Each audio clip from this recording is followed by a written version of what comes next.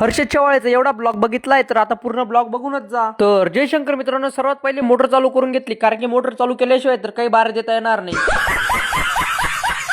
2-3 बारे दिले गेले, तेवढ्यातच लाईट गेली. व मग काय हर्षद शेवाळे एकदम खुश होऊन गेला, कारण की आता घरी जाणार आहे. 15-20 मिनिटात लगेच आली लाईट. मग हर्षद शेवाळेची झोपायची झाली हालत टाईट. बाऱ्याला पाणी येतात आपली 12 दे संघटना रुजू झाली कामावर. बंगल्याला म्हातारे माणसं अजूनही म्हणता माडी. माझा मोबाईल चौगाव नगरीमध्ये राहून सुद्धा दाखवत होतो लोकेशन म्हणजे दाबाडी.